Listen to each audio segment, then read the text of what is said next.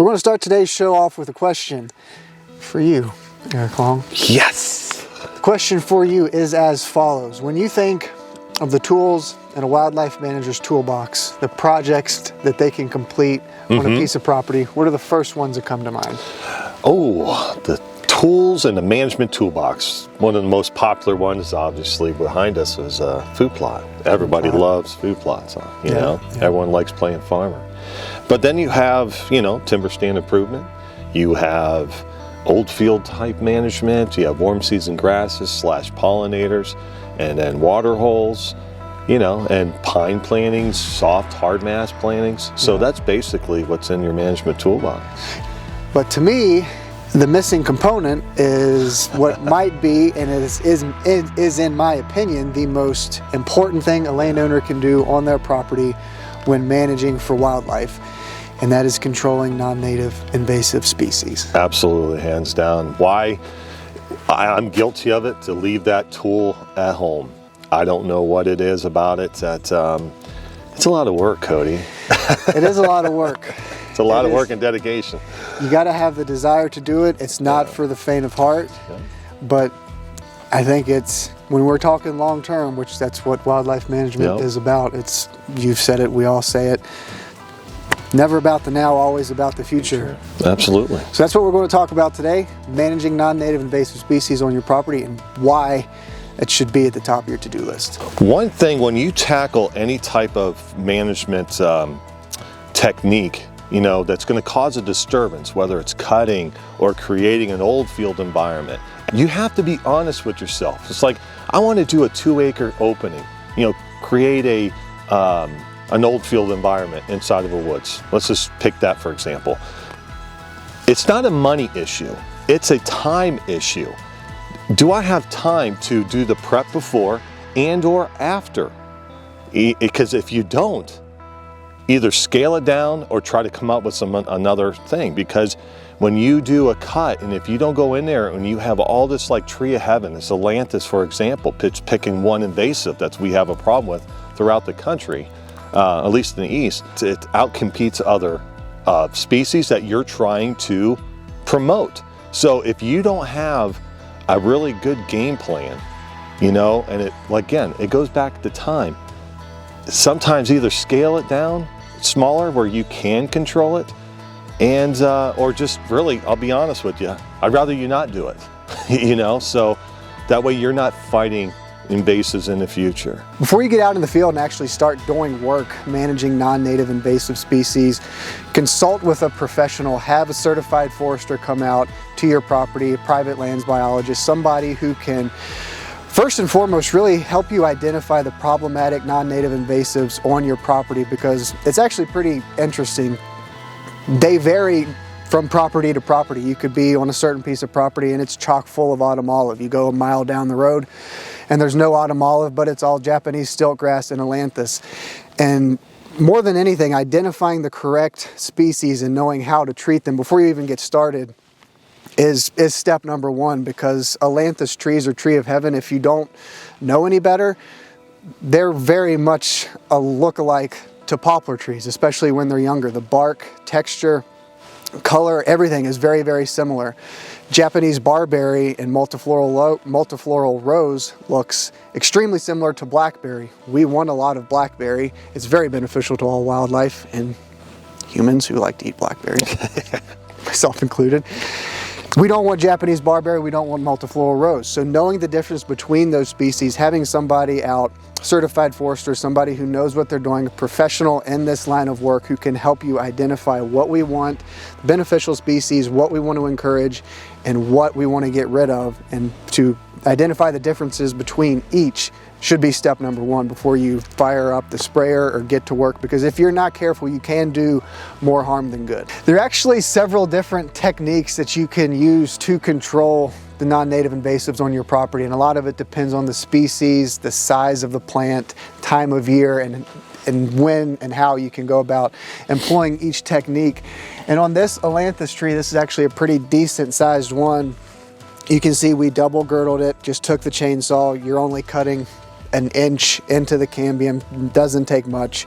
Just barely cutting 2 rings around the tree, and we're treating it with herbicide after the fact. So this is a good method that I like to use on bigger trees, because if you're hacking and squirting, which is another technique, I mean, you're hacking and hacking and hacking and squirting and squirting and squirting. With just a chainsaw and a squirt bottle, you can knock out a handful of these trees. My dad and I did, oh gosh, 150 to 200 in a couple hours last year of these Ailanthus trees. I would run the chainsaw, he would follow behind with the squirt bottle. Even if you're doing it by yourself, just make a couple rings around the tree, squirt your herbicide in the wound, and that tree is dead and just doesn't know it yet. And this is a good example right here. Again, another reason to contact a certified forester, your private lands biologist, and get them out there so they can walk you through the different species, because this is an Ailanthus tree. And right behind it is a poplar tree. And if you're unfamiliar with your tree species, I mean, that tree's been dead for over a year, so it's starting to darken and look dead. But when it was alive and strong, it's almost an identical twin to a poplar tree. I mean, same texture, same smooth bark, same coloration. And an important thing to keep in mind specific to Tree of Heaven, and it's just another reason to talk with a certified forester or a private lands biologist and have him or her school you on the species and how they respond to different kinds of treatment.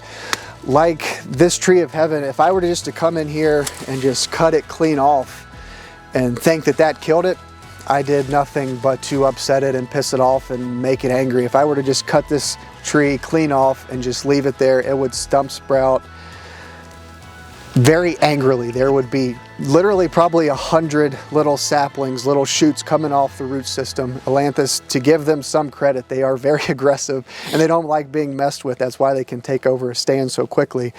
But it's something to keep in mind. Like I said, when managing non-native invasives, if you're not careful, you can actually do more harm than good. And we can't stress this enough, is to speak with a certified forester or a professional and have him or her walk you through the steps in the process. But like I said, on this tree, we double girdled, treated with herbicide. It is dead, thankfully. It makes me feel really good, but you can also hack and squirt on smaller trees like this poplar right here. I mean, this is a smaller tree. It would be more trouble to carry a chainsaw to girdle 2 rings around this tree, put it down, pick up the herbicide bottle and squirt, squirt, squirt around it twice. On a tree of this size, it's easier to just carry a hatchet or a machete. You want to make a cut for every 3 inches of diameter. You're making a hack, just a little bit of herbicide in the wound, a hack for every 3 inches of diameter, like I said, and that tree would be dead. Another tree of this size, this is about as big as that I would want a basal spray. But a basal spray is just basically mixing, again, certified forester, depending on the species, they will educate you on what type of herbicide to use and when. But a basal spray is basically, you'll want to mix it with a crop oil or a penetrating oil. Diesel fuel is probably the cheapest, and it's what I use the most often. But you're just spraying a ring 360 degrees around the trunk of the tree, probably 18 to 24 inches up high. And you're really just painting the base of the tree with the herbicide and the fuel. And on trees of this size or smaller, that's a really effective way to kill those trees standing and basically kill them without letting them know that they're going to die, which is always a satisfying work, is doing the work and then coming back after the fact and seeing them dead. There's no better feeling.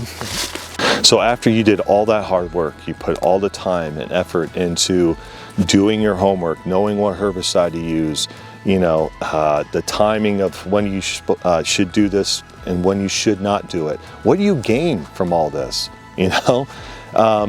You gain so much. The benefits are just out of this world.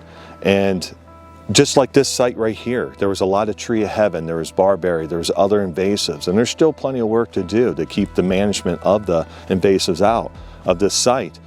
But when you release those native plants, they're no longer fighting for sun, they're no longer fighting for energy, the nutrients in the soil. And this is just like a site that's a couple years old. Cody went in here and just attacked it. And just from him doing that, we have, you look around here, we have greenbrier, we have regular just blackberry, we have forbs, we have grasses. All this stuff, if he would have not gotten in here and attacked it like you're supposed to, this would be a solid stand of invasives, and all this right here would be competing against it, and trust me, it would lose, because invasives, they're just really competitive. And just do little things. It's amazing the benefit that you get from it, and especially the wildlife that will use this site. Just that alone is a win.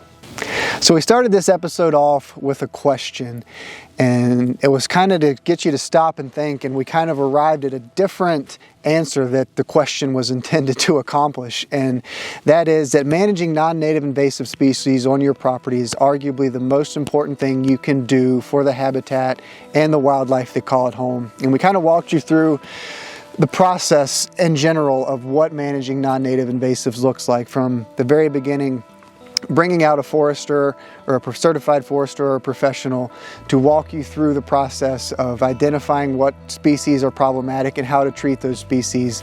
We talked about the different methodology and how, when and where and how to do them, from girdling to hack and squirt, basal spray.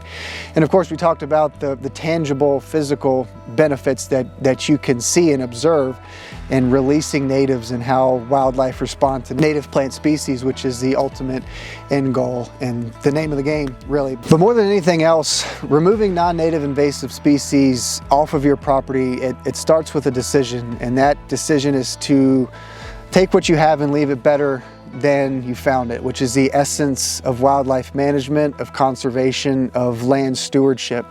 And it's a lot of work. It can be overwhelming. And the main thing to keep reminding yourself is to not let it be intimidating, because it is a never-ending process. No matter how hard you hit it one year, they're going to come back the next year. The impressive thing about non-native invasives is the amount of seed that they put out. So whether we like it or not, they're in the seed bank, and they're going to be there for a long time. So we can clean an area out, and they're going to keep coming back, but we got to stay on top of them. But again, it's just a decision to realize that it's a fight worth fighting, and to not let yourself be overwhelmed, because it is so much work. When you look at your property, don't try to do the entire piece of property in one year, because you're going to get burned out. You're going to feel defeated. Break it up into quadrants. Manage an acre or two at a time in this block. Manage an acre or two at a time over here. Identify a certain species and say, you know, this year I'm really going to hit autumn olive hard, and then next year I'm really going to get after the stilt grass. And then manage your expectations and your goals and what you can accomplish realistically as you're managing non-native invasives, because it is a lot of work. We've mentioned it. It's not for the faint of heart, but for the habitat and the wildlife that call it home, it is absolutely necessary and a critical part of your wildlife management journey. But at the end of the day, as much work as it is, for me, it's satisfying work. It's sweat equity, but it is work that I enjoy. But at the end of the day, you got to remind yourself to have fun, enjoy it, smile while you're out there, be grateful for the opportunity to get out, stretch your legs, manage habitat, and enjoy wildlife. And just as it is for you, it is for me. Wildlife is our way of life.